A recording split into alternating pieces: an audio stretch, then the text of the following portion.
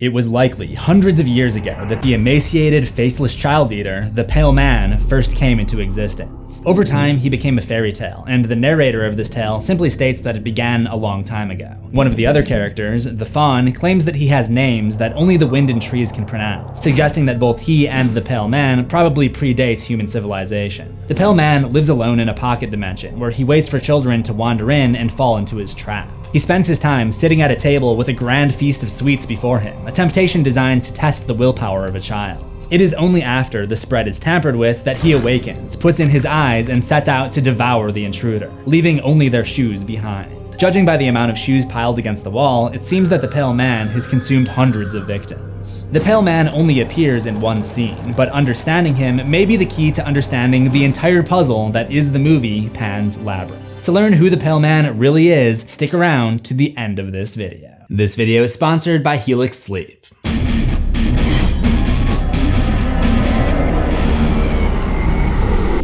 Bienvenidos a la historia del terror. That means welcome to horror history. Pan's Labyrinth is the 2006 fantasy war horror film directed by Guillermo del Toro, also known as GDT. Coincidentally, in 2019, GDT produced Scary Stories to Tell in the Dark, which is based off of a book series from the 1980s and featured a character called the Pale Lady, which I did a video on. And you know what? I kinda ship them. I think the Pale Man and the Pale Lady would be a good couple. And maybe one day we'll get the Pale Baby. If you watch every single one of my videos, you're already familiar with my concept of cultural legendizing, when monsters in fiction are a reflection of real societal fears. For example, Candyman represents racial segregation in America, while Godzilla represents nuclear fallout in Japan. The Pale Man is also an example of cultural legendizing, this time having to do with fascism and the political climate in 1940s Spain when Pan's Labyrinth is set. The whole thing is pretty boring, so let me just boil it down to the parts that you need to know to understand everything about the Pale Man. There were two sides to this conflict: Bando Republicano, also known as the Loyalists, and Bando Nacional, also known as the Rebels. The Loyalists were represented by the everyday men, the workers, peasants, and general urban middle class. In Pan's Labyrinth, the Loyalists are represented by a troop of guerrilla fighters in the mountains, as well as the housekeeper Mercedes and Dr. Ferrero, who were both working undercover for the opposition. That opposition, the rebels, were led by this guy, Francisco Franco, a dictator who was supported by the military, landowners, and notably the Catholic Church. One of the main reasons for the war was that the rebels wanted to preserve traditional Spanish values, including strong Catholic influence and centralized authority, while the Loyalists wanted to separate the church and state. The rebels won the war in 1939, but the fighting continued unofficially for a few years. Francisco Franco was the fascist dictator who ruled Spain at that time, but in the movie we have Captain Vidal, a military leader who has the same ideals as Franco and is in charge of a group of men in the mountains. So he's basically like a mini Franco. At this point, the Loyalists were not in power, so they're referred to as the Resistance now. So, in Pan's Labyrinth, which is set in 1944, we've made it up to this title card. The setting is in the wake of Spain's Civil War, but in the mountains, the battle continues on, with military posts set up to fight against the resistance. The story is centered around a little girl named Ofelia. When her mother marries Captain Vidal, she finds herself thrust into the horrifying world of military conflict and turns to her fairy tales in order to try to cope with it. And that is how she ends up becoming acquainted with the Pale Man. But in order to get there, I've got to take it back to her mission to prove her worth to the supernatural.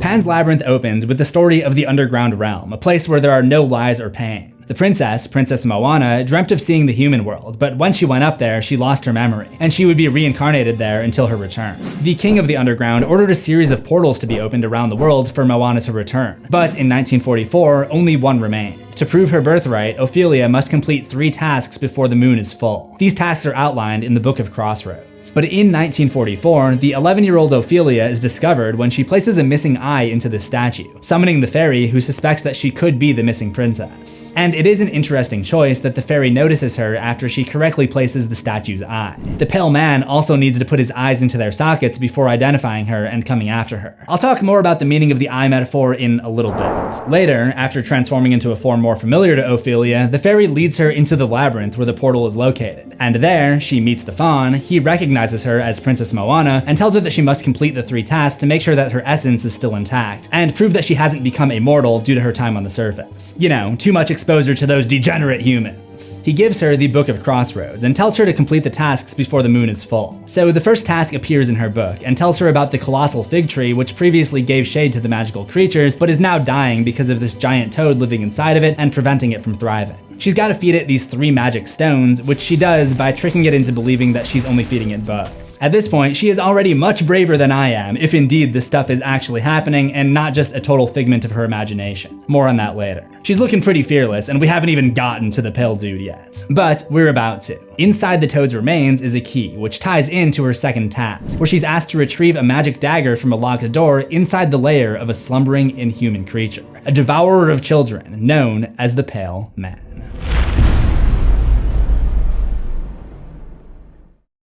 I did not realize how bad things had gotten with my old mattress until I got my new mattress from Helix Sleep. I was waking up at night, I'm thinking it's my room, it's my diet. All it took was one night to realize what a mattress should feel like. If you're not familiar, Helix Sleep makes premium mattresses and bedding that are customized to fit your needs, conveniently shipped right to your door, and they're super easy to unbox and set up. The Helix lineup offers 20 unique mattresses, including the award-winning Luxe and Ultra Premium Elite collections, the Helix Plus, a mattress designed for big and tall sleepers, and the Helix Kids mattress, designed for growing bodies and endorsed by child sleep and medical experts. Again, my mattress isn't something I ever used to think about very much, so I just took the Helix Sleep Quiz, which only took 60 seconds, and determined that I'm a side sleeper. I didn't know what to choose, so I said medium firmness, and Helix matched me with the Helix Midnight. I also got the Glaciotex cooling cover, because I live in Los Angeles, and it's currently 95 degrees Fahrenheit outside at night. I think the best part is just the way the mattress feels.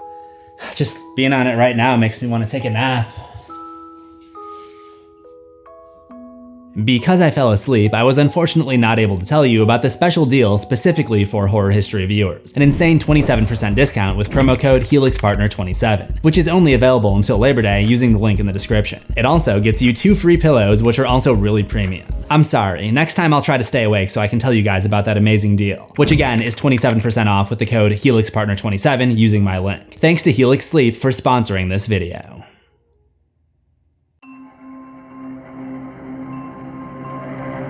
Before visiting the Pale Man's lair, Ofelia is given a few warnings. The faun provides her with 3 fairies to guide her and warns her that where she's going is a very dangerous place, explaining that she'll see a sumptuous feast, but that she must not eat or drink anything. Absolutely nothing. Absolutamente nada. He also gives her an hourglass, whose purpose is stressed in Ophelia's book. The instructions show her that she must trace the outline of a door using chalk, which will create a portal to the Pale Man's world. Once the door is open, she is to start the hourglass and must come back before time expires. At this point, I'm gonna jump ahead a little bit to the first appearance of the Pale Man. Ophelia discovers him sitting at the head of a long table covered in delicious looking food and a fireplace blazing behind him. Many other analysts who have dissected Pan's Labyrinth online have pointed out the similarities between this setup and this other scene with Captain Vidal. Similarly, he sits at the head position at a long table with a feast laid out before him and a fireplace behind his back. Neither Vidal or the Pale Man is eating the meal in front of him though. The Pale Man seems to only eat the kids who try to steal his food, and Vidal is concerned with the resistance fighters trying to steal his food. If we briefly backtrack to Vidal's scene, he's holding this dinner party to discuss limiting the food rations that they give out to the public. Previously, families would be given multiple ration cards, which could be exchanged for food items that they keep locked up in the storage keep. But going forward, Vidal will only allow 1 ration card per family. A partir de hoy, una cartilla de racionamiento por familia. His concern is that people will donate extra food to the resistance, and his goal is to starve them out. There's a great deal of irony. The leaders have a huge surplus of food in front of them as they debate how little the public can get by on. Food that Captain Vidal isn't even touching, just like the Pale Man. My belief is that the Pale Man represents Vidal's insides, his true nature. In the human world, Vidal is very concerned about his outward appearance, always keeping a clean shave, polishing his boots, and upholding a strict attitude about everything. But the Pale Man basically has no outward appearance. He's faceless, more or less colorless, and emaciated with sagging skin. You can almost see this creature living inside Vidal. Like I said, I'm not the first to notice the similar dinner table setups. I saw a video by Tail Foundry that makes the same comparison. But I think that it goes much deeper than that. There are other important figures at Vidal's dinner party, one of which is the priest of the Catholic Church. Remember, the Bando Nacional political party was motivated to take power to force their religious beliefs on all of Spain. When discussing if 1 food ticket will be enough, the priest states, God has already saved their souls. What happens to their bodies hardly matters to him. In a 2006 interview on Screen Anarchy, Guillermo del Toro explained how he came up with that line when he was researching one of his previous movies, The Devil's Backbone. When I was researching the movie The Devil's Backbone, I found the absolutely horrifying, not only complicity, but participation of the church in the entire fascist movement in Spain. The words that the priest speaks at the table in Pan's Labyrinth are taken verbatim from a speech that a priest used to give to Republican prisoners in a fascist concentration camp. He would come to give them communion, and he would say before he left, "Remember, my sons, you should confess what you know because God doesn't care what happens to your bodies. He already saved your souls." This is taken verbatim from that speech. With that in mind, the Pale Man is not just a representation of Vidal, but also of the entire fascist outlook in Spain at the time, including their connection to the Catholic Church. Which means, yes, technically this qualifies as another religious horror. No matter what I do, I just can't escape. When I started making this video, I thought I'd be safe, but here we are. Anyway, now we can fast forward back to the moment Ofelia enters Mr. Paleman's domain. As instructed, she turns the hourglass due to the strict time limit she has to be inside of the lair. This is another connection to Vidal, who is a stickler for punctuality. For example, when his wife's cavalcade arrives at this outpost just 15 minutes late, he makes a snide remark. The guy is glued to his stopwatch the entire movie. Whether he's cleaning it or keeping a very close eye on the time, it always seems to be on hand. Ofelia opens the portal and we see the entrance to his lair, a long hallway with pillars extending up into a vaulted ceiling, giving it the appearance of a Catholic church corridor. The only real difference is the blood red walls and dingy lighting. There are also aspects of the setting that seem to resemble the Pale Man himself, and at the very least are just kinda creepy. The only windows are these small slits in the walls, which are not unlike the Pale Man's nose, and the only thing we hear when she enters is this sort of breathing sound.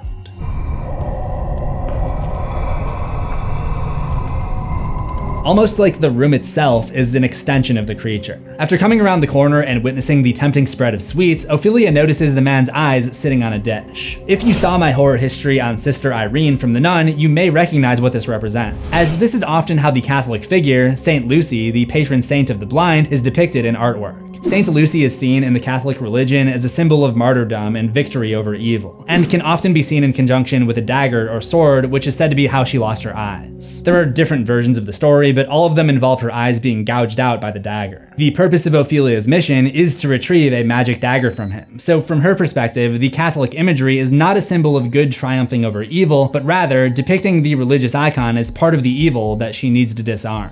Not everyone will read this the same way, but if you look at the paintings that the Pale Man has of himself in the room, they show him sacrificing the children with that dagger and eating them. Some of them even appear to be praying to him, as if showing their faith in the religion will cause him to show some mercy on them. I imagine it's very hard to paint when your fingers are long and pointy and your eyeballs are on your hands, but these are still pretty good. Maybe he somehow hired Francisco de Goya to help him out. The kids in the paintings are trying to garner sympathy by being obedient, which is another connection to Captain Vidal. Earlier on, his men detained a couple of farmers in the woods who claimed that they were only armed because they were hunting rabbits. They do their best to plead their case with him, but in the end, he smashes a man's face in with a bottle. This beating actually flattens the victim's nose. I'm not sure if there's supposed to be a parallel to the Pale Man, who also has no nose, but it's an interesting and specific way to kill someone nonetheless. But in my opinion, there's definitely a connection between the Pale Man's pile of children's shoes and the rebel captain. You'll notice all of the shoes he collects from his victims are very dirty. We know dirty shoes are a pet peeve of Vidal's. He spends time polishing his combat boots, and at one point, Ophelia's mother buys her a new pair of shoes, stating that they will impress the captain. Then, when Ofelia goes and gets them dirty during the first task, along with her new dress, her mother specifically mentions that Vidal will be the most disappointed. By the way, this happens on the same night as the dinner party, and Ofelia is punished for her disobedience and sent to bed without supper, so she's not allowed to partake in this meal. It's another parallel to the food on the Pale Man's table that she's not allowed to touch. Del Toro has commented on Vidal's fixation on his appearance, explaining that evil politicians are usually well-dressed, well-groomed, and well-spoken. But oftentimes, someone who is that worried about their outward appearance has something truly wrong going on within. And that's part of why I see the Pale Man as a representation of that disturbing inner persona. But I haven't yet gotten to what many would consider to be his most disturbing trait.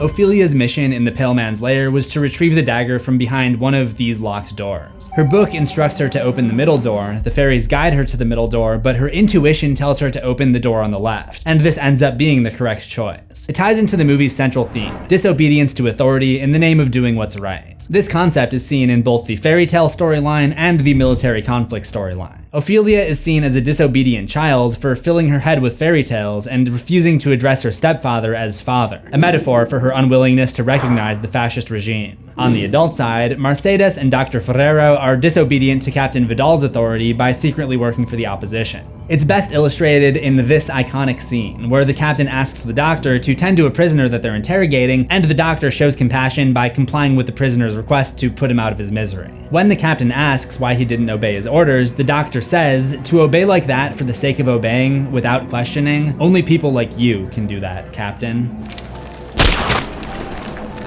Del Toro expanded on this a little bit in his Screen Anarchy interview. Disobedience is one of the strongest signals of your conscience of what is right and what is wrong. When you disobey in an intelligent way, you disobey in a natural way, it turns out to be more beneficial than blind obedience. Disobedience is a virtue, and blind obedience is a sin. So back to Ophelia's decision to open the door on the left rather than the one that she was ordered to open. How did she even know which door contained the dagger? There's not really much to go on here, but I would guess that it has something to do with her understanding of fairy tales, where choices often come in sets of 3. For example, in Goldilocks, she has to choose from 3 bowls of porridge, 3 chairs, and 3 beds. In The 3 Little Pigs, each build their houses out of a different material, but only one withstands the big bad wolf. So it's likely that Ophelia had seen something like this in one of her fairy tales and knew which door would be correct. GDT also alluded to the true purpose of the test in that one interview I keep referencing, explaining that it's not so much a test to retrieve the dagger as it is a test of her intuition. She's supposed to disobey in order to pass. However, it is her validation from going against her orders and being proven correct that makes her want to test one of the other rules, and this is what causes her to eat from off of the table.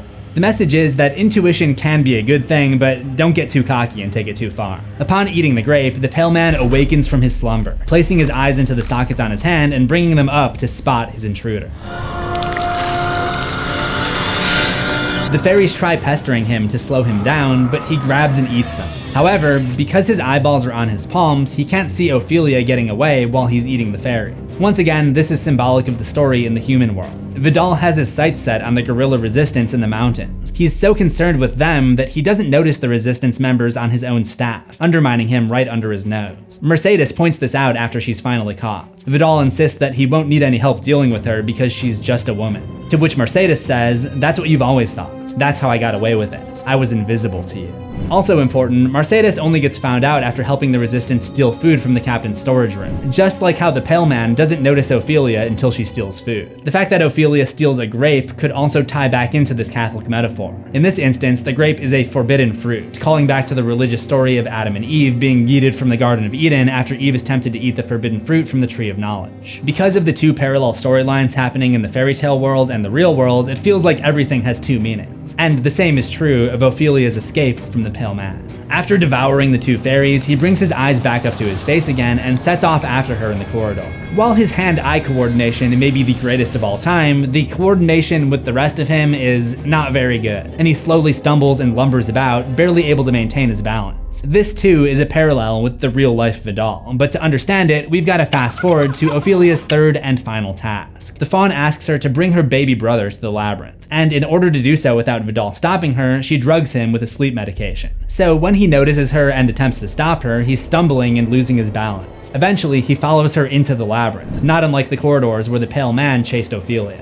Ophelia finds her time has expired and has to draw herself a new door to escape. However, the walls are damp, so she has to instead draw a trap door in the ceiling and climb her way to safety, just in the nick of time. Visually, there's a similarity to the hidden floor compartment where Mercedes hides the supplies that she's going to aid the resistance fighters with. That's the last we ever see of the pale man, but his presence and impact will never be forgotten. As I mentioned, Ofelia would go on to steal her newborn brother for the 3rd task, but the faun tells her that she must sacrifice a small amount of the baby's blood to complete the ritual, which she refuses. This was another test of her disobedience. She would rather risk losing her own life than give up even a small amount of blood from the innocent baby. Because of this decision, Vidal catches up to her and kills her. But because she passed the test by demonstrating her disobedience in the name of what is right, she is welcomed back by the king and queen of the underground in her fairy tale, and supposedly goes on to thrive as the princess. It depends how you want to look at it. You could choose to see all of the fantasy elements she experiences as real events that took place, or you could see the adventures as things she imagined to cope with her situation, being an 11-year-old caught between 2 sides of a horrible human conflict. I wanted the audience to experience a movie in which they were not sure if the fairy tale elements were real or not. Vidal, by the way, does get what's coming to him when he makes it out of the maze and is greeted by the entire resistance who take him out. As Del Toro put it, the fascist dies the loneliest death you could ever experience, ends, and the tyrant's rule ends with his death. The martyr's rule begins with it. I can't help but think of the Pale Man, alone in his lair because he devours everyone that gets close to him. But I do still kinda ship him with the Pale Lady. If you wanna see my analysis of her, check out that video on the left. And if you love horror, remember to subscribe to CZsWorld for new horrors every week, ring the death bell and select all notifications, and I will see you in the next one. Assuming we both survive.